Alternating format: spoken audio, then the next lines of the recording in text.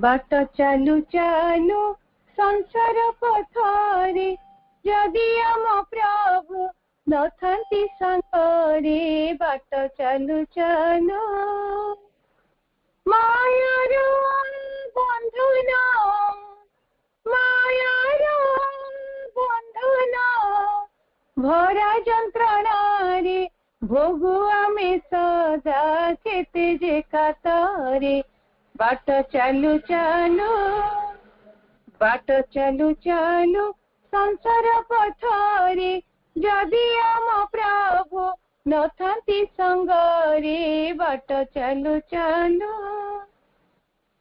दिशे नहीं दिग विषाद हताश अंधार सोई मारी चौपास दिशे नहीं दिग विषाद हताश अंधार सोई मारी चौपास दिशे नहीं कूल लगई व्याकुल दिशे नहीं कूल लगई व्याकुल पासे भगवान नथिले आमर बाट चालू चालू बाट चालू चालू संसार पथरे जदि आम प्रभु नथांती संगरे बाट चालू चालू आउ जदि सीए अछंती मो पासे गगन पवन चौधि गहसे आउ जदि सीए अछंती मो पासे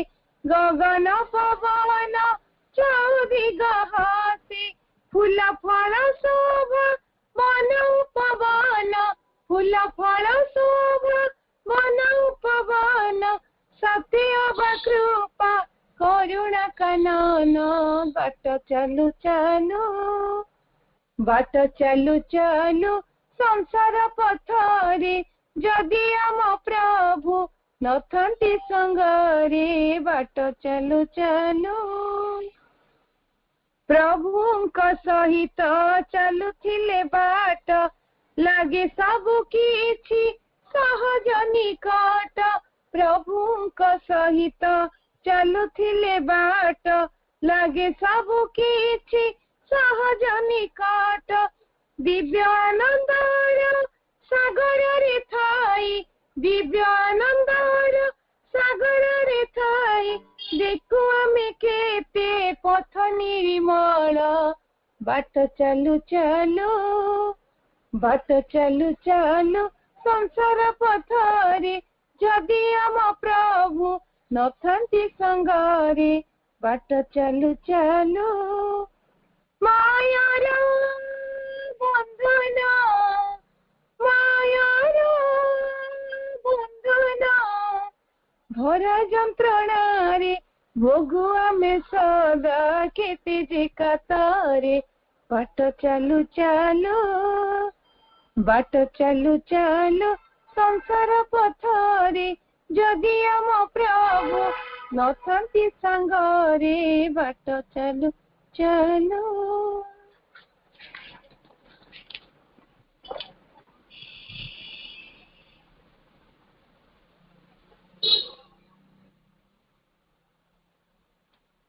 धन्यवाद अपा बहुत सुंदर सुंदर सतरे आमे मां का पथरे चालू चालू मां का शक्ति आमको नहीं जीव हे दिव्य प्रभु आमर समग्र सत्तर अर्घ्य को यही एक बलिदान रूपे ग्रहण कर जहा द्वारा तुम कार्य सिद्धि हुई पारिबो एवं समय जेपरि वृथारे व्यतीत न हबो हे दिव्य प्रभु यही अर्घ्य यही पूर्ण बलिदान ग्रहण कर जेपरि के समयटीर आगमन वृथा न जीव आम समग्र सत्ता रूपांतरित हेउ जीवंत शिखारे विशुद्ध प्रेमर यज्ञ शिखारे श्री अरविंद शक्तिमयी पाठचक्र रे उपस्थित समस्त अपा भाई को हृदय कृतज्ञता यही पाठचक्र रे माँ बही षष्ठ अध्याय सरस्वती महासरस्वती विभवटी आलोचना हुई आसुची आम पाखरे आम प्रिय रंजीत भाई राउरकेला भाई उपस्थित अच्छा जॉइन हेबे आमे बर्तमान माँ बहीर पठन करवा माँ बही षष्ठ अध्याय गोटे छोट पैराग्राफ अध्ययन करवा माँ बही अध्ययन करने मधुस्मिता आपा जयपुर अनुरोध कर से बही अध्ययन करेंगे। समस्त आपा भाई को मोर वंदे मातरम प्रणाम। माँ बही पृष्ठा 53। पूर्णांग पूर्णतारू कम किछि तांकु तृप्ति दे पारे नहीं। सृष्टि को सर्वांग सुंदर करने को जदि अनंत काल पर्यंत परिश्रम करने को प्रयोजन हुए ताहा सकाशे से प्रस्तुत। मांकर समस्त शक्ति मध्यरे मनुष्यर समस्त त्रुटि को सर्वापेक्षा अधिक धैर्य सह से सह्य करि आसिछंती। दया और स्मितहास्य सह से आम्भमानंक पाखे रहिछंती। सर्वदा साहाय्य करुछंती। सहजरे से विमुख बा निराश हुअंती नहीं। पुनः पुनः व्यर्थता सत्वे भी समान भावरे उत्साह देउछंती। प्रतिपदरे से आम्भमानंक हाथ धरी नहीं चालुछंती। एकमात्र दाबी आम्भमानंक संकल्प जेपरी एकमुखी हुए। आम्भे माने जेपरी हेउ सरल और एकनिष्ठ। कारण द्विधाचित से सह्य करती नहीं। अभिनय छलना आत्मा प्रतारणा मिथ्याचार तांक निर्दय विद्रूपरे व्यक्त हुए। माँ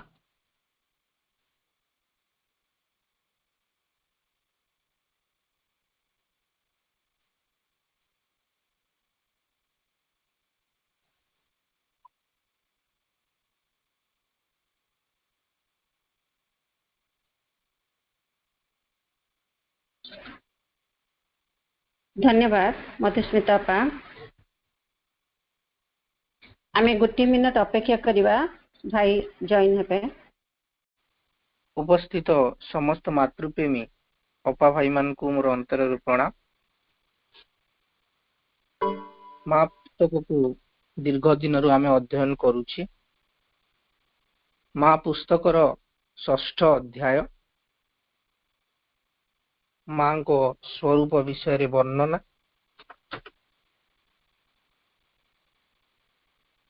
तार शेष महासरस्वती ये विभाव विषय आमे अध्ययन करुछि। महासरस्वती कार्य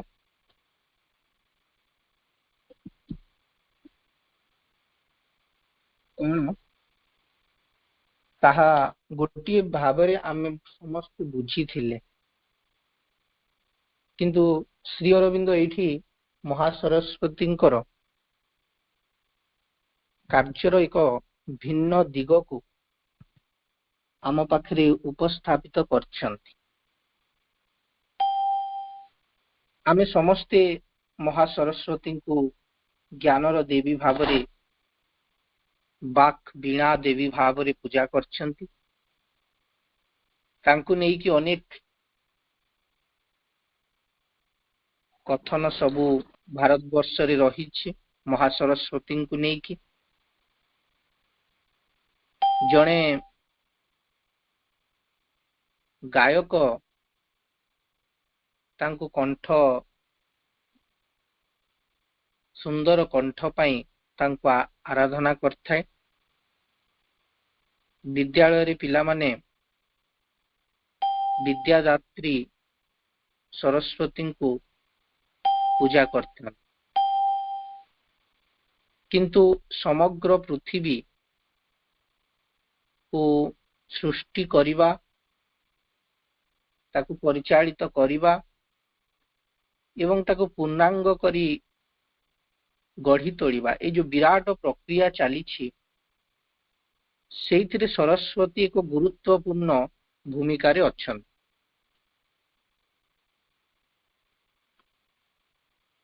आउ एक भिन्न जगार श्री अरविंद सरस्वती को नदी भाव मध्य वर्णना करछन। आमे लक्ष्मी किछि नदी नुना किंतु महासरस्वती ना रे सरस्वती नदी कहीकि मध्य ଶୁଣୁଛି ସରସ୍ୱତୀ ନଦୀ। ବେଦ ଉପନିଷଦ ଗୁଡ଼ିକରେ ମଧ୍ୟ ସରସ୍ୱତୀ ନାମର ଉଲ୍ଲେଖ ରହିଥିବାର ଦେଖାଯାଏ। ତେଣୁ ସରସ୍ୱତୀ ନାଁଟି ବହୁ ଦିନରୁ ରହିଛି। ବେଳେ ବେଳେ ଆମେ ଭାବିପାରିବା ଯେ କାହିଁକି ଭାରତ ବର୍ଷରେ ନଦୀ ମାନଙ୍କୁ ସବୁ ଦେବୀ କୁହାଯାଇଛି। ଯେତିକି ଆମେ ସଭ୍ୟତା ଯେତିକି ସୃଷ୍ଟି ଦେଖୁଛେ, ଯାହା ବି ମଣିଷ ସମାଜ ତିଆରି ହେଇଛି, ଗୋଟେ ଗୋଟେ ଜାଗାରେ ଆମେ ଜନବସତି କରିକି ରହିଛେ, ଏ ସବୁ ପଶ୍ଚାତରେ ମୁଖ୍ୟ ଯୋଉ ଭୂମିକା ଯାହାର ରହିଛି ସେଗୁଡିକ ହଉଛନ୍ତି ନଦୀ। ସମୁଦ୍ର ପୃଥିବୀର ଅନେକ ଭାଗ ରହିଛି। ସ୍ଥଳ ଭାଗ ଅପେକ୍ଷା ଜଳ ଭାଗ ସମୁଦ୍ରର ପରିମାଣ ବହୁତ, କିନ୍ତୁ ସିଧାସଳଖ ମଣିଷର ଜୀବନ ଧାରଣ ପାଇଁ ବା ପଶୁପକ୍ଷୀ ମାନଙ୍କର ଜୀବନ ଧାରଣ ପାଇଁ ଯୋଉ ମିଠା ଜଳର ପ୍ରয়োଜନ, ତାହା ଆମକୁ ନଦୀ ହିଁ ବିଶେଷ ଭାବରେ ଦେଇଥାଏ। ନହେଲେ ଯଦି ସମଗ୍ର ସମୁଦ୍ର କଥାଟି ବିଚାର କରାଯାଏ, ତାହେଲେ କୁହାଯିବ ଯେ water water everywhere not a drop to drink. ସମୁଦ୍ରରେ ସବୁଆଡେ ପାଣି, ପାଣି ହିଁ ପାଣି କେବଳ ରହିଛି, କିନ୍ତୁ ପିଇବା ପାଇଁ ଗୋଟିଏ ବୁନ୍ଦା ବି ଜଳ ନାହିଁ। ତେଣୁ ଯେତେବେଳେ ପର୍ବତ ଶିଖରରୁ ନଦୀ ଗୁଡ଼ିକ ବାହାରି ସ୍ଥଳ ଭାଗ ଆଡ଼କୁ ପ୍ରବାହିତ ହେଲେ ବିଭିନ୍ନ ଦିଗରେ ଏବଂ ପୁଣି ଯାଇକିରି ସମୁଦ୍ରରେ ମିଶିଲେ, ତାଙ୍କର ଯୋଉ ଗତିପଥ ଯୋଉ ରାସ୍ତା ଦେଇକି ସେମାନେ ପ୍ରବାହିତ ହେଲେ, ସେଇ ତାଙ୍କ ନଦୀର ଚତୁଃପାର୍ଶ୍ୱରେ ଶସ୍ୟ ଶ୍ୟାମଳାରେ ଭରିଗଲା ଏବଂ ସେଇଠି ଜୀବ ଜଗତ ତିଆରି ହେବାକୁ ଆରମ୍ଭ କଲେ। ଯେତିକି ସବୁ ବଡ଼ ବଡ଼ ସହର ଗୁଡ଼ିକ ପ୍ରତିଷ୍ଠିତ ହେଇଛି, ସମସ୍ତେ ନଦୀକୁ ଆଶ୍ରୟ କରିକି ରହିଛନ୍ତି। ତେଣୁ ନଦୀ ଜୀବନ। ଭାଇ ଟିକେ ଆଉ ଲାଉଡ ଦିଅନ୍ତୁ, କ୍ଲିୟର ଅଛି, ଲାଉଡ ଟିକେ। ହଁ ଠିକ ଅଛି। ତେଣୁ ନଦୀ କୂଳରେ ଯେତେବେଳେ ଜୀବନ ଗୁଡ଼ିକ ସୃଷ୍ଟି ହେଇଛି, ସମସ୍ତେ ବଞ୍ଚିବାକୁ ଆରମ୍ଭ କରିଛନ୍ତି। ତେଣୁ ଋଷିମାନେ ସେଇ ନଦୀକୁ ଦେବୀ ଭାବରେ ବର୍ଣ୍ଣନା କରିଛନ୍ତି। ଗଙ୍ଗା, ଯମୁନା, ସରସ୍ୱତୀ, এই ନଦୀ ଗୁଡ଼ିକ ଗୋଟିଏ ଗୋଟେ ଦେବୀ ଭାବରେ ବର୍ଣ୍ଣିତ ହେଇଛନ୍ତି ବେଦ ଏବଂ ଉପନିଷଦ ଗୁଡ଼ିକରେ। ଏକ ଆଉ ଗୋଟିଏ ଦିଗ। କିନ୍ତୁ ଯେତେବେଳେ ଆମେ ଏବେ ପଢୁଛେ ମା ବହିରେ, ସେଇଠି ଶ୍ରୀ ଅରବିନ୍ଦ ଆଉ ଗୋଟେ ଦିଗ ବିଷୟରେ ବର୍ଣ୍ଣନା କରୁଛନ୍ତି। ତା ସହିତ ଅନେକ ସବୁ ଦିଗ ରହିଛି ଯୋଉଟା କି ଏଇଠି ଆମ ଆଗରେ ବ୍ୟକ୍ତ କରୁଛନ୍ତି।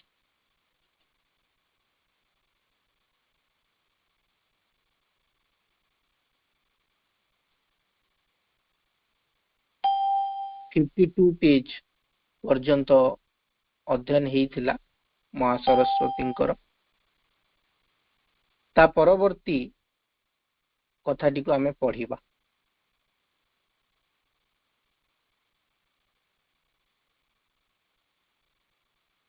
ଏଠି କହୁଛନ୍ତି ଯେ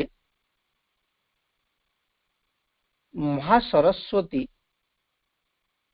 ଯୋଉ କାର୍ଯ୍ୟଟିକୁ କରୁଛନ୍ତି ତାକୁ ନିପୁଣ ଭାବରେ संपन्न କରୁଛନ୍ତି। प्रत्येक अंग प्रत्यंग जहाँ रही ताकू ठीक भाव से सजाड़ुछंती। तांकर गोटे सूक्ष्म बोध धैर्य रही, अंतर्ज्ञान रही एवं से पुंखानुपुंख भावरे निर्भूल भावरे सबु कार्यटी को संपन्न करुछंती। एवं से जो कार्यटी को करती जेतेबेले से स्वभावर रूपांतर नवनिर्माण करती सेतेबेले तांकर कार्य हुए श्रम संकुल एवं पुंखानुपुंख। गोटे कार्यटी को जदि ठीक भाव संपन्न करा जाए ताले निश्चित भाव से अनेक श्रम दरकार आउ समय मध्य दरकार। तेणु तांकर कार्यटी हुए तो विलंब ही पारे से अधिक समय लागू थाई पारे किंतु जेतेबेले कार्यटी संपन्न हुए ता पुंखानुपुंख ही थाए। आंभ मानकर अधीरता पाखरे ता बहुत समय मन हुए जेपरि मंथर एवं अंतहीन। सृष्टि को देखिले मध्य सेमिति लागे। आमे जेतिक दिन पृथ्वी रे बंचु आमको लागू थाई पारे जे किछि परिवर्तन हो नाही कहि जहाँ जेमती रही जाइछि ताहा रही जाइछि किंतु वास्तव रे बहुत धीरे धीरे एटी सब जिंस बदलुछि। रूप गुड़िक धीरे धीरे नुआ नुआ करी एटी प्रकाशित होउछंती किंतु साधारण व्यस्त मन पक्षे तांकर कार्यटी मंथर एवं अंतहीन बोली प्रतीयमान ही पारे किंतु यथार्थ रे तांकर कार्य निरवच्छिन्न सर्वांगीण और निर्दोष। से जो कार्यटी को करूछंती ताहा निर्भूल निर्दोष एवं निरवच्छिन्न और सर्वांगीण। जो संकल्प तांको मध्य सक्रिय ता सतर्क अतंद्र अक्लांत ऊपर आनत हुई से आंभ मान को घेरी रहंती। क्षुद्राति क्षुद्र अंग को निरीक्षण करंती स्पर्श करंती जेते सामान्य हुई प्रत्येक दोष त्रुटि कुटिलता अपूर्णता खोजी बाहर करंती। केते कार्य करा होईछि आ केते करिबाकू बाकी अछि ता यथायथ ओजन करी विचार करी देखंती। तेणु बोधे कार्यटी केमिति निर्भूल हब सबु किछि तांकरी उपरे न्यस्त रहिछि। से सब सतर्क होइकरी अछंती। से सब बेले अतंद्र होइकरी अछंती अक्लांत होइकरी अछंती। केबे भी से थकिकरी तंद्राच्छन्न अवस्था में थकिकरी बसी जिबा कार्य न करिबा एई अर्थ रे व्यवहृत हुए। से केबे भी सेमती थकिकी बसी जाउ नाहंती। से सब बेले लागि छंती से कार्य रे लागि छंती। से क्षुद्राति क्षुद्र अंग को निरीक्षण करुछन। प्रत्येक छोट छोट जिनस को से गढ़ुछंती ताको लक्ष्य करुछंती। कौन ता भितरे भूल रही कौन ता भितरे त्रुटि रही सबु किछि जिनस को से जानिकी बुझिकी ताको फेर ठीक करने को चेष्टा करुछंती। केते परफेक्ट ही पारिबो जिनसटी। बारंबार रूप गुड़ी को भंगा जाउछि आउ थरे गढ़ा जाउछि एवं गुटे ताकू परिपूर्ण गुटे आकार दबा पाई से धीरे धीरे चेष्टा करुछंती। स्पर्श करंती जेते सामान्य हो प्रत्येक दोष त्रुटि कुटिलता अपूर्णता खोजी बाहर करन। जेते सामान्य हो छोट छोट सबु जो भ्रांति गुड़िक हेइथिबो जो अपूर्णता गुड़िक रही जाइथिबो से सबु किछि को से खोजिकी बाहर करन।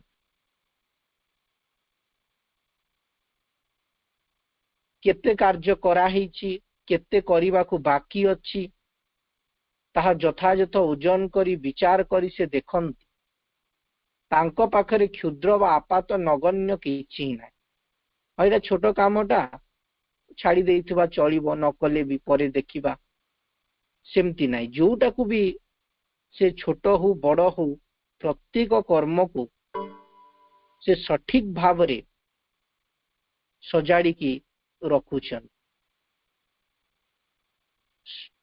जेते छद्म बेसरे सूक्ष्म भाव रे अंतर्लीन होई रहुना काई की किछि भी तांको दृष्टि पाखरे लुचि रही पारे नाही। बेले बेले आमे कौन करू जे मां को लुचेई कौन सी भूल काम करदेबू कहीकि भाबू, किंतु वास्तव रे तांकु किछि भी अजଣା हेकरी तांका पाखरे नाही। सबु कथा से जानिछंती, सबु कथा को से बुझिछंती एवं तांका दृष्टि पाखरे किछि भी लुचि रही पारे नाही। बारंबार से परम जत्न रे ढाड़ी गढ़ुछंती, जोंथिरे प्रत्येक अंग ताहार यथार्थ रूप प्राप्त हुए, समग्र मध्यरे ताहार यथार्थ स्थान रे प्रतिष्ठित हुए। संपूर्ण भावरे परम जत्न रे बारंबार से गढ़ुछंती, प्रत्येक अंग ताहार यथार्थ रूप प्राप्त हुए, समग्र मध्यरे ताहा यथार्थ स्थान रे प्रतिष्ठित हुए, ताहार यथायथ उद्देश्य साधन करे, निरंतर अध्यवसाय सह सकल वस्तु को से पुनः पुनः सजाउछन। इतिपाई बहुत अध्यवसाय प्रयोजन एवं निरंतर से अध्यवसाय सह प्रत्येक वस्तु को जहाँ भी रहिला ताको आउ थरे से सजाड़ी सजाड़ी ठीक जगह रे रखुछंती। जोठारे जहाँ सब प्रयोजन जो उपाय से सब प्रयोजन साधित होई पारे, एई उपाय जुगपत तांकर दृष्टि रहिछि। तांकर अंतर्बुद्धि जाने कौन ग्रहण करबा को हेबो एवं कौन वर्जन करबा को हेबो, एवं अव्यर्थ भाव रे निर्णय करे योग्य पात्र, योग्य काल, योग्य अवस्था और योग्य प्रक्रिया। अजत्न अवहेला आलस्य उपरे से एकेबारे विरूप, कौनसी प्रकारे जोड़ा ताली देई शीघ्र कार्य शेष करिबा, सकल अपटुता, न्यूनाधिकता, लक्ष्य भ्रष्टता, करण और वृत्ति सकलर मिथ्या जोगाजोग, अपव्यवहार, अर्ध संपूर्ण व असंपूर्ण करी कौनसी कार्य पकई रखिबा, ये समस्त ही तांको प्रकृतिर अप्रिय और विरोध। एबे एठी हमको गोटे हिंट्स दिया जाउछि जे जो महासरस्वती तांकर कार्य से करूछ, केवल आमे ताकू बुझीबा को चेष्टा करिबा। ए सब पैराग्राफ पढ़ी कि जे से जहाँ भी करंती निर्दोष भाव रे करंती, संपूर्ण भाव रे करंती, साधारण मन को लागि पारे से बहुत समय लागुछि, किंतु पुंखानुपुंख भाव रे कार्य को से करंती, अध्यवसाय सह करंती से कार्य को, एवं से जानी छंती कोउटा को केते बेले ग्रहण करिया को पड़िबो, कोउटा वर्जन करिया को पड़िबो, योग्य पात्र कौन, योग्य काल कौन, योग्य अवस्था, योग्य प्रक्रिया, ये सबु किछि को से निर्धारित करन। ए जिंस गुडी को से संपूर्ण भाव रे जानी छन जे what is to be chosen and what rejected, and successfully determines the right instrument, the right time, the right conditions and the right process। बेले बेले मां को कार्य कला बेले भी आमे देखू जे मां जो लोक मान को बाछंती, जो कार्य करिबा पे विभिन्न विभाग रे विभिन्न व्यक्ति मान को से बाछि थान, एवं तांकर बाछिबाटी से तात्कालिक से समय पाई यथेष्ट माने यथार्थ ही थाए। को कार्यटी कहा भीतर देकी करा जीवो, किए को कार्य पाई योग्य, एटा मां को चयन सबुठु फलप्रद ही थाए, कारण तांकर से बृहत दृष्टि रहिछि। जैसे राइट इंस्ट्रूमेंट को बाछि पारिबे, राइट टाइम यथार्थ समय, right conditions and the right process, एटा होछि तांकर कार्य। एबे से कहउछंती जे आमे तो समस्ते मां को धारण करिया को चाहूछु, महासरस्वती को संतुष्ट करिया को चाहूछु। महासरस्वती आम भीतर देइकरी कार्य करंतु कहिकरी आम समस्तंकर इच्छा, जेमती महालक्ष्मी को विषय रे आमे पढ़ीथिले जे जो मानव हृदय रे पूरी रही थाए स्वार्थपरता, द्वेष, अहंकार, ये सबु हृदय रे सौम्या श्रीमयी देवी रहंती नाही। सेमिति एठी एबे कहउछंती जे जणे जदी एमती भाबरे कर्म करूछि ହେଲେ ସେଇଥିରେ ସେ ଦେବୀ ସନ୍ତୁଷ୍ଟ ହୁଅନ୍ତି ନାହିଁ। କଣ କଣ? ଅଯତ୍ନ, ଅବହେଳା, ଆଳସ୍ୟ ଉପରେ ସେ ଏକେବାରେ ବିରୂପ। କେୟାରଲେସନେସ୍ and negligence and indolence he abhors. ଯତ୍ନର ସହକାରେ ଯେ ଜିନିଷ ପତ୍ର ଗୁଡ଼ିକୁ ରଖେ ନାହିଁ, କାର୍ଯ୍ୟଟିକୁ ସମ୍ପାଦନ କରେ ନାହିଁ, ଅବହେଳା କରେ, କରିବି ବଟ୍ କରିବନି, ଜିନିଷଟିକୁ ଗଡ଼େଇ ଚାଲିବ, ଡେରି ହବ, ଅବହେଳା କରି କରି ଯିବ, ଗୋଟେ ସିନସିୟରିଟି ଆନ୍ତରିକ ଭାବରେ କାର୍ଯ୍ୟଟିକୁ ସମ୍ପାଦନ କରିବନି, ଭଗବତ କାର୍ଯ୍ୟଟିକୁ, ଏବଂ ଆଳସ୍ୟ ଉପରେ ସେ ଏକେବାରେ ବିରୂପ। ତାଙ୍କୁ ଏଗୁଡ଼ାକୁ ଭଲ ଲାଗେନି। କୌଣସି ପ୍ରକାର ଯୋଡ଼ା ତାଳି ଦେଇ ଶୀଘ୍ର କାର୍ଯ୍ୟ ଶେଷ କରିବା, ଯେମିତି ସେମିତି କରିକିରି ଯୋଡ଼ା ତାଳି ଦେଇକିରି କହିଲେ ଭଲ ଭାବରେ ନ କରିକିରି ଗୋଟେ ଯେଣ ତେଣ ପ୍ରକାରେଣ କାର୍ଯ୍ୟ ଗୁଡ଼ାକୁ ସମ୍ପାଦନ କରିଦେବା, এইଗୁଡ଼ାକ ତାଙ୍କର ତୃପ୍ତିକର ନୁହେଁ। ଶୀଘ୍ର କାର୍ଯ୍ୟ ଶେଷ କରିବା, ସକଳ ଅପଟୁତା, ନ୍ୟୁନାଧିକତା, ଲକ୍ଷ୍ୟଭ୍ରଷ୍ଟତା, କରଣ ଓ ବୃତ୍ତି ସକଳ ମିଥ୍ୟା ଯୋଗାଯୋଗ ବା ଅପବ୍ୟବହାର, ଅର୍ଦ୍ଧ ସମ୍ପୂର୍ଣ୍ଣ ବା ଅସମ୍ପୂର୍ଣ୍ଣ କରି କୌଣସି କାର୍ଯ୍ୟ ପକେଇ ରଖିବା, ଏ ସମସ୍ତ ହିଁ ତାଙ୍କ ପ୍ରକୃତିର ଅପ୍ରିୟ ବିରୋଧ। Carelessness and negligence and indolence he abhors. All scamped and hasty and shuffling work, all clumsiness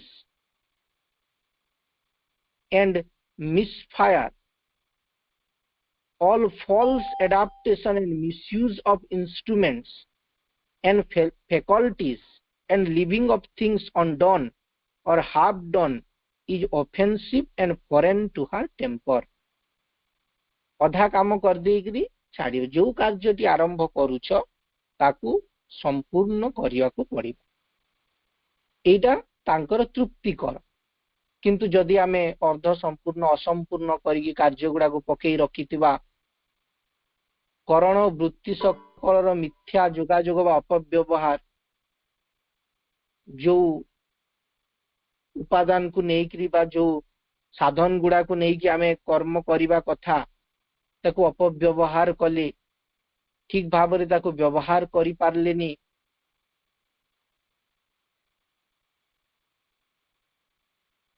এই ସବୁ ଗୁଡ଼ିକ ତାଙ୍କର ତୃପ୍ତିକର ନୁହେଁ। ତାଙ୍କ କାର୍ଯ୍ୟଟି ଯେତେବେଳେ ଶେଷ ହୁଏ ସେତେବେଳେ ଦେଖାଯାଏ ଯେ ସେଥିରେ କିଛି ବି ବିସ୍ମୃତ ହୋଇନାହିଁ, କୌଣସି ଅଂଶ ବି ଅଯଥା ସ୍ଥାନରେ ସ୍ଥାପିତ ହୋଇନାହିଁ ବା ବାଦ ଯାଇନାହିଁ ବା ଦୋଷଯୁକ୍ତ କରି ରଖା ହେଇନାହିଁ, ସମସ୍ତ ହିଁ ନିରାଟ, ନିର୍ଭୁଲ, ପରିପୂର୍ଣ୍ଣ ଏବଂ ଚମତ୍କାର। ଯେତେବେଳେ ମହାସରସ୍ୱତୀ କାର୍ଯ୍ୟ କରନ୍ତି ସେତେବେଳେ ଆମେ ଦେଖିବା କିଛି ବି ସେଥିରେ ବିସ୍ମୃତ ହେଇନାହିଁ, କିଛି ବି ଛାଡ଼ି ଯାଇନାହାନ୍ତି, ଏଇଟା କରିଥିଲେ ହେଇଥାନ୍ତା ସେମିତି ନୁହଁ। ସେ ଯାହା ଦରକାର ସବୁ କରିଥିବେ, କୌଣସି ଜିନିଷ ଅଯଥା ସ୍ଥାନରେ ସ୍ଥାପିତ ହେଇନଥିବ, ବାଦ ଯାଇନଥିବ ବା ଦୋଷଯୁକ୍ତ କରିକି ରଖା ହେଇନଥିବ। ଯାହା ବି କରିଥିବେ ପରିପୂର୍ଣ୍ଣ, ନିର୍ଭୁଲ, ଚମତ୍କାର। ସେ କାର୍ଯ୍ୟଟି କରିସାରିଲା ପରେ ଯେମିତି ଜଣେ ଦେଖିଲେ ତାକୁ କହୁଥିବ ଚମତ୍କାର କାର୍ଯ୍ୟ ହେଇଛି। କୌଣସି ବି କର୍ମ ହଉନା କାହିଁକି ସମସ୍ତ ନିରାଟ, ନିର୍ଭୁଲ, ପରିପୂର୍ଣ୍ଣ ଏବଂ ଚମତ୍କାର ହେଇଥିବ। ପୂର୍ଣ୍ଣାଙ୍ଗ ପୂର୍ଣ୍ଣତାରୁ କମ କିଛି ତାଙ୍କୁ ତୃପ୍ତି ଦେଇପାରେ ନାହିଁ। ସେଥିପାଇଁ ଗୋଟେ ଆଦର୍ଶ ଶିଶୁ ବହିରେ କୁହାଯାଏ ଯେ ସେ ଯୋଉ କାମ କରେ ଯଥାସାଧ୍ୟ ଭଲ ଭାବରେ, ଯଦି ପରାଜୟ ବି ସୁନିଶ୍ଚିତ ଥାଏ ତଥାପି ସେ ସେଥିରେ ଅବହେଳା କରିବ ନାହିଁ। ପ୍ରତ୍ୟେକ କାର୍ଯ୍ୟକୁ ଆମ ଦ୍ୱାରା ଯେତିକି ମ୍ୟାକ୍ସିମମ୍ ହେଇପାରିବ ଆମେ ଚେଷ୍ଟା କରିବା ଯଥାର୍ଥ ଭାବରେ ସମ୍ପନ୍ନ କରିବା ପାଇଁ, ନିର୍ଭୁଲ ଭାବରେ ସମ୍ପନ୍ନ କରିବା ପାଇଁ। କିନ୍ତୁ ଯେତେବେଳେ ମହାସରସ୍ୱତୀଙ୍କର ଶକ୍ତି ଜଣକ ଭିତରେ କାର୍ଯ୍ୟ କରେ ସେତେବେଳେ ସେ ସମ୍ପୂର୍ଣ୍ଣ ଭାବରେ ନିରାଟ, ନିର୍ଭୁଲ ଭାବରେ କର୍ମଟି ସମ୍ପାଦିତ ହୁଏ। ପୂର୍ଣ୍ଣାଙ୍ଗ ପୂର୍ଣ୍ଣତାରୁ କମ କିଛି ତାଙ୍କୁ ତୃପ୍ତି ଦେଇପାରେ ନାହିଁ। ଅରୋଭିଲଟାକୁ ଆମେ ଦେଖୁଛେ ଦୀର୍ଘ 35 ବର୍ଷରୁ ଉର୍ଦ୍ଧ୍ୱ ତିଆରି ହବା ପାଇଁ ସେଇଟା ଲାଗିଛି। निर्भुल भावरे तैयारी ହେଇଛି ଏବଂ ଯେତେବେଳେ तैयारी ହେଇ ସାରୁଛି ଯିଏ ବି ଦେଖିଲେ କହୁଛି ଯେ ଆଶ୍ଚର୍ଯ୍ୟ ଚମତ୍କାର କାର୍ଯ୍ୟଟି ହେଇଛି। ଏଇଟା ହଉଛି ତାଙ୍କରି କାର୍ଯ୍ୟ। ପୂର୍ଣ୍ଣାଙ୍ଗ ପୂର୍ଣ୍ଣତାରୁ କମ କିଛି ତାଙ୍କୁ ତୃପ୍ତି ଦେଇପାରେ ନାହିଁ। जो हाईएस्ट परफेक्शन रही सर्वोच्च परफेक्शन रु किछि भी कम परफेक्ट परफेक्शन ता छड़ा टिके भी तळ हेले से केबे भी संतुष्ट नुहंती। सृष्टि को सर्वांग सुंदर करने को जदि अनंत काल पर्यंत परिश्रम करने को प्रयोजन हुए ताहा सकाशे से प्रस्तुत। यदि समग्र सृष्टि से कथाटी कहते सृष्टि को सर्वांग सुंदर करने अल्प किछि दिनर कार्य नुहे बहुत वर्ष प्रयोजन किंतु से केबे भी धैर्यरा हेबे नाही से कही चलती। आमको मंथर लगी पारे किंतु से ता पछरे लगी थिबे जेते अनंत काल पर्यंत परिश्रम करिया को प्रयोजन हेले भी से करिवे। मांकर समस्त शक्ति मध्यरे मनुष्यर समस्त त्रुटि को सर्वापेक्षा अधिक धैर्य सह से सह्य करि आसिछन। प्रकृति भितरे त्रुटि रही, कर्म भितरे त्रुटि रही, चिंता गुड़िक भितरे त्रुटि रही, जहाँ भी त्रुटि मनुष्य करुछि समस्त त्रुटि को से धैर्य सहकारे सह्य करि आसिछन। दया और स्मितहास्य सह से आंभ मानक पाखे रहिछन, सर्वदा साहाय्य करुछन।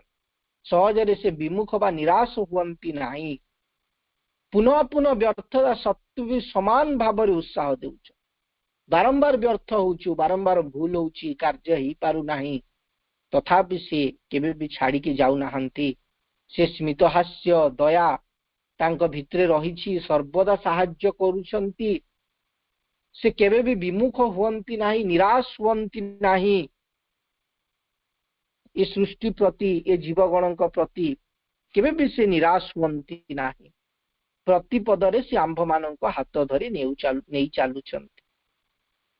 प्रत्येक पदक्षेपरे से आंभ मानक हाथ धरिकी आमको नहीं की जाउछंती। केते विराट गोटे सटीच्यूड श्री अरविंद आमको दौछंती जे भगवान तुम पाखरे सदा बेले रहिछन, हाथ धरिकी तुमको नहीं की जाउछंती। आउ कोन कहिबे, आम हाथटी को धरिकी से आमको आग को नहीं जाउछन। तांकर गोटिए मात्र दाबी कौन से चाहूछंती आम ठारू, आंभ मानक संकल्प जेपरि हुए एकमुखी। आज गोटे जिनस संकल्प करिबा, काली पुणी छाड़ी दबा। पाठचक्र आसिला बेलको मांक धारारे परिचालित हबा, सत्यमय जीवन टे बंचिबा, आस्पृहा करिबा, इच्छा करिबा, पुणी भूली जिबा, एमती नुह। आमर संकल्प जो विल टी एकमुखी हब। आंभे माने जेपरि हो सरल एवं एकनिष्ठ, कारण द्विधा चित्त से सह्य करंती ना। सरलता जिते आमे सरल ही पारिबा, जहा भितरे ताहा बाहर, जटिल हबानी, कुटिल हबानी, एकनिष्ठ हबा, द्विधा चित्त से सह्य करंती ना। दी प्रकार मनोभाव से सह्य करंती नाही। अभिनय, छलना, आत्म प्रतारणा, मिथ्याचार तांकर निर्दय विद्रूपरे व्यक्त हुए। ये सबु गुण गुड़ाक निम्न प्रकृतिर सबु अभिनय करिबा, छलना करिबा, ठकिबा, आत्म प्रतारणा करिबा, मिथ्याचार, ये सबु गुड़ाक तांकर निर्दय विद्रूपरे व्यक्त हुए।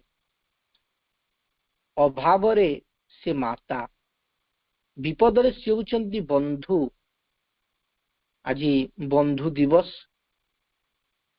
माँ गोटे जगार लिखिछंती जे तुमर सर्वोत्तम बंधु किए हेबा उचित। एवं प्रथमे प्रथमे कहिछंती जे बंधुटी सबुबेले तुम चेतनार गोटे ऊर्ध्वतर चेतना वाला व्यक्ति हेइथिबा कथा। साहेले से तुमको आगो को नहीं की जीव। एवं शेषरे कहउछंती जे ତୁମେ ସେଇ ପରମଙ୍କୁ କାହିଁକି ତୁମର ବନ୍ଧୁ ଭାବରେ ଗ୍ରହଣ କରିପାରୁନାହ? ଯଦି ସେଇ ଭଗବାନଙ୍କୁ ଆମେ ଆମର ବନ୍ଧୁ ଆମର ସଖା କରିଦେଲେ ଅର୍ଜୁନଙ୍କ ଭଳି, ତାହେଲେ ଆଉ କିଛି ଅସୁବିଧା ନାହିଁ। ଯାହା ବିପଦ ପଡ଼ିବ, ଯାହା ବି ହେଲେ ବି ଆମେ ସେଇ ପରମଙ୍କୁ ଡାକୁଥିବା। ତେଣୁ ଯେତେବେଳେ ବିପଦ ଅଛି ସେତେବେଳେ ଯେମିତି ବନ୍ଧୁ ସାହାଯ୍ୟ କରେ, ଏଇଠି ମହାସରସ୍ୱତୀ ହଉଛନ୍ତି ସେଇଆ। ଯେତେବେଳେ ଅଭାବରେ ଅଛୁ ସେ ମା ଭାବରେ ଆମକୁ ସୁରକ୍ଷା ଦଉଛନ୍ତି। ଯେତେବେଳେ ବିପଦରେ ପଡ଼ିଛୁ ବନ୍ଧୁ ଭାବରେ ସେ ଅଛନ୍ତି। ଧୀର ଆଳସ୍ୟ ଶୂନ୍ୟ ସଚିବ ଓ ପଥ ପ୍ରଦର୍ଶକ ରୂପେ ସେ ତାଙ୍କର ପ୍ରୋଜ୍ୱଳ ହାସ୍ୟରେ ବିଷାଦ ଅବସାଦ ଓ ଅସ୍ଥିରତାର ସକଳ ମେଘକୁ ଦୂର କରିଦିଅ। ଆଳସ୍ୟ ଶୂନ୍ୟ ସଚିବ, କେବେ ବି ସେ ଥକି ଯାଆନ୍ତି ନାହିଁ।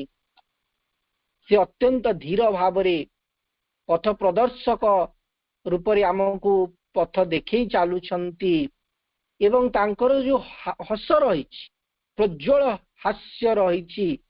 ମନଟି ବହୁତ ଦୁଃଖ ଥିବ, ଅସୁବିଧା ବିପଦ, ସେଇ ସମୟରେ ମାଙ୍କ ହସ ହସ ମୁଖ ଫଟୋ ସାମ୍ନାରେ କିଛି କ୍ଷଣ ବସିଗଲେ ମନ ଭିତରୁ ସେ ବିଷାଦ, ସେ ଅବସାଦଟି ଚାଲିଯାଏ। ପ୍ରତ୍ୟକ୍ଷ ଘଟଣା ଅନେକ ଜଣ ଉପଲବ୍ଧି କରିଛନ୍ତି। ଲୋକମାନେ ବହୁତ ବିଷାଦରେ ଅସ୍ଥିର ହେଇକି କାନ୍ଦି କାନ୍ଦି ବି ମାଙ୍କ ପାଖକୁ ଯାଉଥିଲେ, କିନ୍ତୁ ଯେତେବେଳେ ତାଙ୍କ ପାଖରୁ ଫେରୁଥିଲେ ହସ ହସ ବଦନ ହେଇକି ଫେରୁଥିଲେ। କାରଣ ତାଙ୍କର ଯୋଉ ପ୍ରୋଜ୍ୱଳ ହାସ୍ୟ ରହିଛି, ମାଙ୍କର ଯୋଉ ମୁଖ ରହିଛି, ସେଇଥିରେ ସକଳ ବିଷାଦ ଅବସାଦ ଅସ୍ଥିରତାର ସକଳ ମେଘକୁ ସେ ଦୂର କରିଦିଅନ୍ତି। ତାଙ୍କର ନିତ୍ୟ ବର୍ତ୍ତମାନ ସାହାଯ୍ୟର କଥା ସର୍ବଦା ସ୍ମରଣ କରାଇ ଦିଅନ୍ତି। ସବୁବେଳେ ଯେ ସିଏ ଅଛନ୍ତି, ସବୁବେଳେ ଆମକୁ ଘେରି ରହିଛନ୍ତି, ସାହାଯ୍ୟ କରୁଛନ୍ତି, ସେଇ କଥାଟିକୁ ସେ ସ୍ମରଣ କରି ଦିଅନ୍ତି ଏବଂ ଅଙ୍ଗୁଳି ନିର୍ଦ୍ଦେଶ କରି ଦେଖାଇ ଦିଅନ୍ତି ଚିର ପ୍ରକାଶିତ ସୂର୍ଯ୍ୟ କିରଣ। ଘନଘୋଟ ଅନ୍ଧକାର, ଏଠି ମେଘ ସହିତ ସୂର୍ଯ୍ୟ କିରଣର, ମେଘ କଣ କରେ? ସୂର୍ଯ୍ୟ କିରଣକୁ ଢାଙ୍କି ଦିଏ। ଅନ୍ଧକାର ହେଇଯାଏ, ଦିନ ବେଳା ବି ଗୋଟେ ରାତ୍ରିର ଭ୍ରମ ସୃଷ୍ଟି କରିଦେଇପାରେ ମେଘ। ସବୁଆଡେ କଳା ବାଦଳ ଘୋରିଯାଏ। ସେମିତି ଆମ ଜୀବନ ଭିତରେ ବିଷାଦ ଅବସାଦ ଅସ୍ଥିରତାର ମେଘ ଗୁଡିକ ଆସିକି ଆମକୁ ସମ୍ପୂର୍ଣ୍ଣ ଭାବରେ ଦୁଃଖୀ କରିଦିଅନ୍ତି, ଯନ୍ତ୍ରଣା କ୍ଲିଷ୍ଟ କରିଦିଅନ୍ତି। କିନ୍ତୁ ମା ଆସିକି ସେ ଆମକୁ ସେ ମେଘକୁ ହଟେଇ ଦିଅନ୍ତି ଏବଂ ଫେର ସେ ସୂର୍ଯ୍ୟ ଆଡ଼କୁ ସେ ଅଙ୍ଗୁଳି ନିର୍ଦ୍ଦେଶ କରି ଦେଖେଇ ଦିଅନ୍ତି। ଯେଉଁ ଗଭୀର ନିରବଚ୍ଛିନ୍ନ ପ୍ରେରଣା ଆମ୍ଭମାନଙ୍କୁ ଊର୍ଦ୍ଧ୍ୱତନ ପ୍ରକୃତିର ସମଗ୍ର ତାଳକୁ ପରିଚାଳିତ କରେ, ତାକୁ ତାଙ୍କର ଦୃଢ଼ତା ଅଚଞ୍ଚଳତା ଅଧ୍ୟବସାୟ ପୂର୍ଣ୍ଣ କରିଦିଅନ୍ତି। ନିରବଚ୍ଛିନ୍ନ ପ୍ରେରଣା ଆମ୍ଭମାନଙ୍କୁ ଊର୍ଦ୍ଧ୍ୱତନ ପ୍ରକୃତିର ସମଗ୍ର ତାଳକୁ ପରିଚାଳିତ। ଏଠି କାମନା ନାହିଁ, ଏଠି ପ୍ରେରଣାକୁ ନେଇକି କାର୍ଯ୍ୟ ହୁଏ। ଗଭୀର, ସେ ପ୍ରେରଣାଟି ଅତ୍ୟନ୍ତ ଗଭୀର ନିରବଚ୍ଛିନ୍ନ। ଯେଉଁ ପ୍ରେରଣାଟି ଆମକୁ ଊର୍ଦ୍ଧ୍ୱତର ପ୍ରକୃତିର ସମଗ୍ର ତାଳକୁ ପରିଚାଳିତ କରେ, ତାକୁ ତାଙ୍କର ଦୃଢ଼ତା ଅଚଞ୍ଚଳତା ଅଧ୍ୟବସାୟ ଦ୍ୱାରା ସେ ପୂର୍ଣ୍ଣ କରିଦିଅନ୍ତି। ତାକୁ ଆହୁରି ପୂର୍ଣ୍ଣାଙ୍ଗ କରି ସେ ଗଢ଼ି ତୋଳନ୍ତି। ଅନ୍ୟାନ୍ୟ ଶକ୍ତିର ଯାବତୀୟ କାର୍ଯ୍ୟ ସେସବୁର ପୂର୍ଣ୍ଣତା ସକାଶେ ଏହି ଶକ୍ତିକୁ ହିଁ ଅବଲମ୍ବନ କରି ରହିଛି। କାରଣ ସେ ସୂକ୍ଷ୍ମ ସ୍ଥୂଳ ବାସ୍ତବ ଭିତ୍ତିକୁ ସୁନିଶ୍ଚିତ କରିଦିଅନ୍ତି। ସମଗ୍ର ଅଙ୍ଗ ପ୍ରତ୍ୟଙ୍ଗ ସବିସ୍ତାରରେ ପ୍ରସ୍ଫୁଟିତ କରିଦିଅନ୍ତି। ସମଗ୍ର ଇମାରତକୁ ଯେପରି ଗୋଟେ ଲୌହ କବଚରେ ଦୃଢ଼ କରିଦିଅନ୍ତି। ଯେମିତି ଗୋଟେ ବିରାଟ ବଡ଼ ଇମାରତ ହେଇଛି ଏବଂ ତାହା ବିଭିନ୍ନ ଘାତ ପ୍ରତିଘାତରେ ଭାଙ୍ଗି ଯାଉଛି, ତା ଗୋଟେ ଲୌହ ଆବରଣ ଦେବା ସଦୃଶ୍ୟ ସେ ସବୁ କିଛିକୁ ଗୋଟେ ଲୌହ କବଚରେ ଦୃଢ଼ କରିଦିଅନ୍ତି। ଆଦୌ କେହି ହଲେଇ ପାରିବେ ନାହିଁ। ସମସ୍ତ ଅଙ୍ଗ ପ୍ରତ୍ୟଙ୍ଗକୁ ସେ ସବିସ୍ତାରରେ ପ୍ରସ୍ଫୁଟିତ କରିଦିଅନ୍ତି। ଯୋଉ ସ୍ଥୂଳ ବାସ୍ତବ ଭିତ୍ତି ରହିଛି ତାକୁ ସେ ସୁଦୃଢ଼ କରିକି ତିଆରି କରନ୍ତି।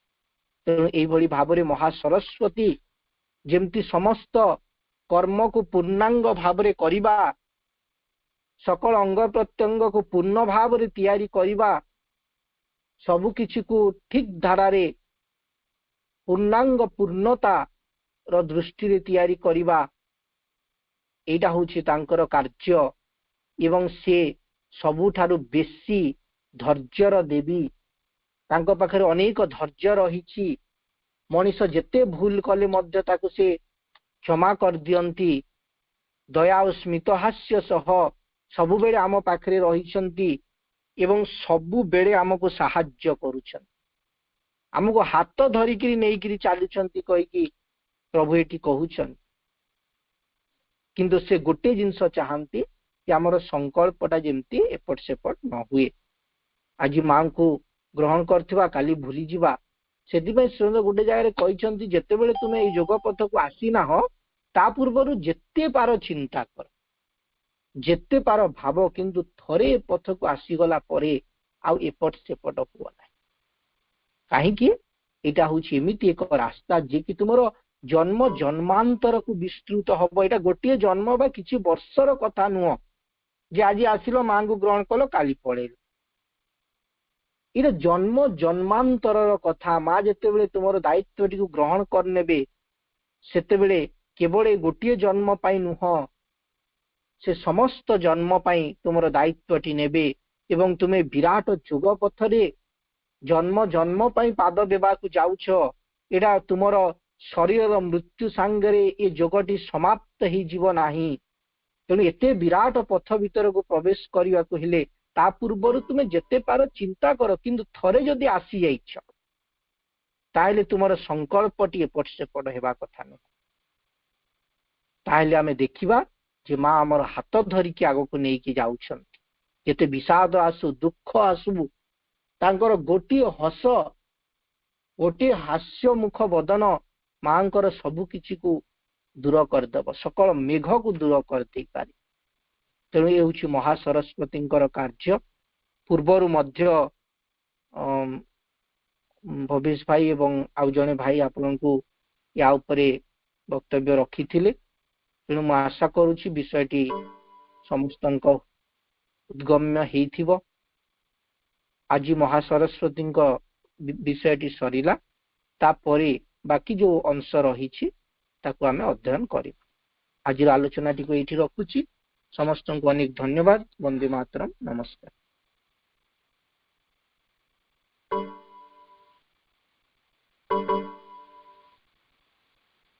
ବହୁତ ବହୁତ ସୁନ୍ଦର ଆଲୋଚନା। ମୋ ହୃଦୟରୁ କୃତଜ୍ଞତା ଜଣାଉଛି ମାଙ୍କୁ, ସେଇ ପ୍ରଭୁଙ୍କର, ସେଇ କରୁଣାମୟୀଙ୍କର, ବିଭବ ମହାସରସ୍ୱତୀଙ୍କର ଆମେ କିଛି କିଛି ହୃଦୟଙ୍ଗମ କରିପାରିଲେ। ସମସ୍ତ ଅପାଭାଇଙ୍କ ତରଫରୁ ମୁଁ କୃତଜ୍ଞତା ଜଣାଉଛି। ଆମର ଏହି ମହାସରସ୍ୱତୀ ବିଭବ ଆହୁରି ଗୋଟେ ରବିବାର ଆମେ ଆଲୋଚନା ରଖିବା ଭାଇ। ପରିଶେଷରେ ସମୟ ଉପସ୍ଥିତ ହୋଇଛି ପାଠଚକ୍ର ସମାପ୍ତ ସ୍ଥଗିତ ରଖିବା ପାଇଁ। ସମାପ୍ତ ତ ନୁହଁ, ସ୍ଥଗିତ ରଖିବା। ଆସନ୍ତା ରବିବାର ଠିକ ଏହି 4টাରେ ଆମେ ଉପସ୍ଥିତ ରହିବା। ସମସ୍ତ ଦିବ୍ୟ ଆଧ୍ୟାତ୍ମ ଅଭିପ୍ସୁ ଅପାଭାଇଙ୍କୁ ମୋର ହୃଦୟରୁ କୃତଜ୍ଞତା। କରୁଣାମୟୀ ମା ପରମ ପ୍ରଭୁ ଶ୍ରୀ ଅରବିନ୍ଦଙ୍କ ପାଦ ପଦ୍ମରେ କୋଟି କୋଟି ପ୍ରଣାମ। 1 ମିନିଟ ମା ନାମ ଜପ ସହ ଆମେ ଏହି କାର୍ଯ୍ୟକ୍ରମକୁ ସମର୍ପଣ କରିବା। ମା ମା ମା।